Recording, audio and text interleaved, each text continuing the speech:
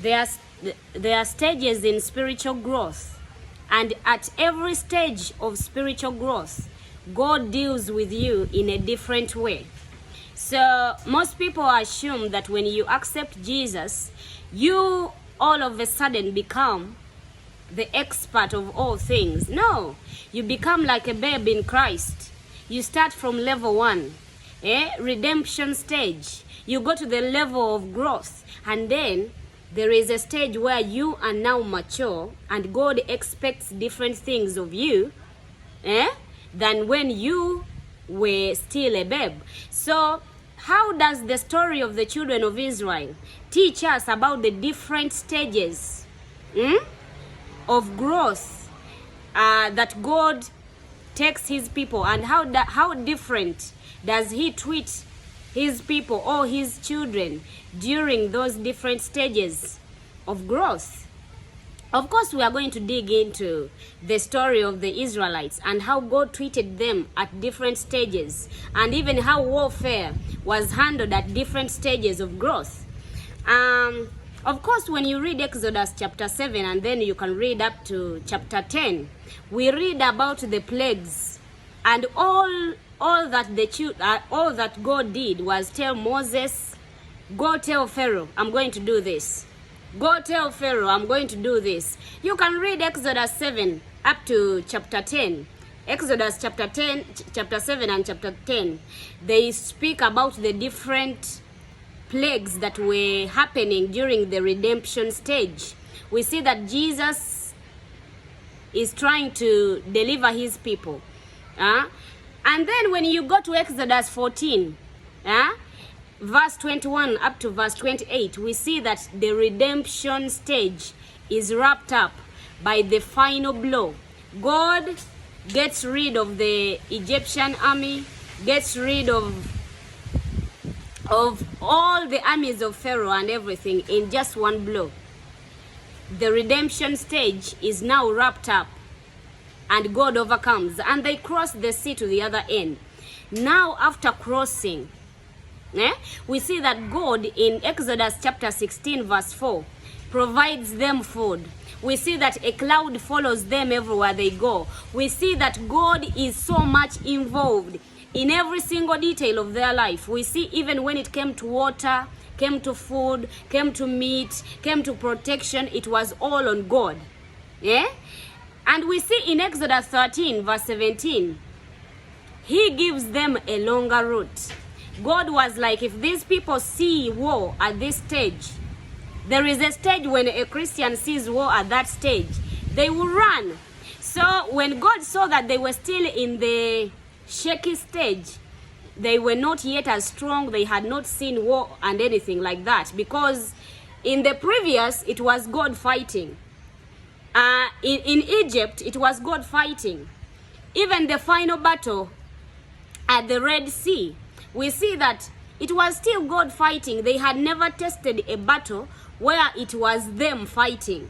So God was like, in Exodus 13:17, let me take them on a longer route. Because if they see battle, if they see war at this stage, they will be discouraged. They will lose. They will be scared and run back. So that is the stage where God is protective. It is protective and takes on all your wars, and is like, let me not give him the hard wars yet. Let me just keep him safe or her safe. But then this doesn't go on for a very long time. It comes a time where God trains you for war. In Exodus 17, 8 to 14, we see that they go through a battle at Rephidim. That name, Rephidim. They go through a war. In Exodus 17, 8 to 14, they go through a war. And even when we see that when they arrived in Jericho, God fights alongside them. There is this time when God has now prepared you, and now he's fighting alongside you. You see, when they were in Israel, the wars were taken up by God. God fought alone. He battled the Pharaoh, God alone. God battled the armies, God alone. The children of Israel, all they did was pack their clothes and their luggage and followed. But when it came to battle in Egypt, that was during the redemption stage, they did not fight any battle. But we see when it came to Jericho, when it came to Rephidim in Exodus 17, we see that they had to get involved in a physical battle, and God fought alongside them. There is a time that God now expects you to have developed some muscle in the spiritual realm, and now he expects to fight alongside you. He fights with you. Of course, you are not the one doing it all. He is in there with you, but then you are in there too. So that is another stage. And then this is the stage where scriptures like this come in. 2 Samuel chapter 22 verse 35. It is a God that trains us to go to war, trains our hands for war. This is not something you tell somebody that has just got saved and now God trains us for war. No.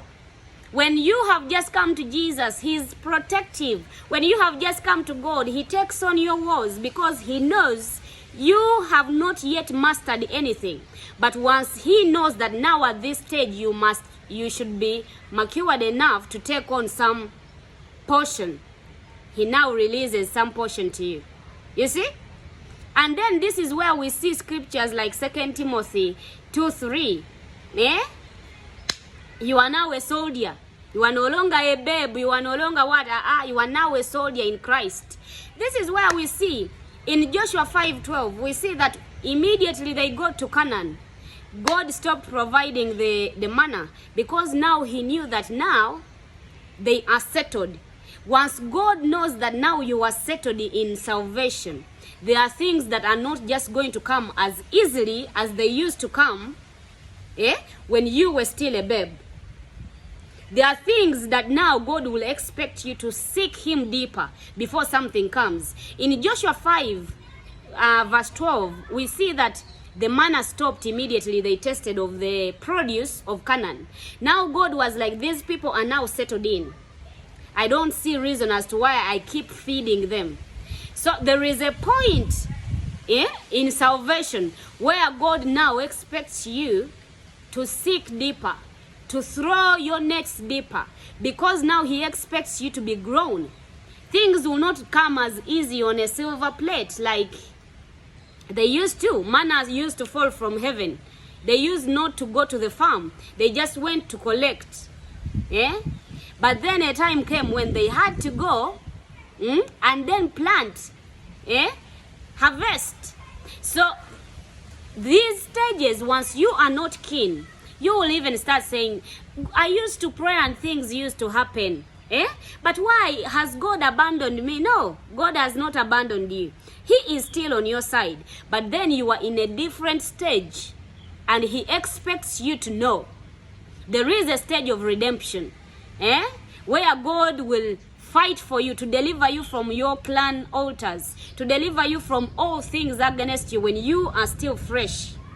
That is one. And then there is a stage where God is going to provide God, by just asking, God will provide. Because in Matthew 7:7, there is asking, there is knocking, then there is seeking. You see, you will just ask and things will be given to you. But then there is a stage where it will come to be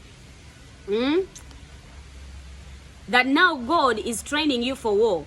He will start giving you longer routes, just like in Exodus 13:17. He decided to give them a longer route. So there is a stage where you shall come and God will give you a longer route to things so that he can train you for war before actual war comes to you.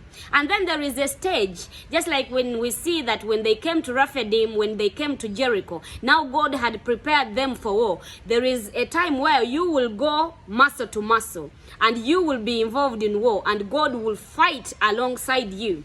And then there is a time when he will train you to war, your hands to war. That is 2 Samuel 22:35. So as a Christian, be keen of these stages so that you do not assume God has abandoned you. May the Lord bless you. Subscribe and share.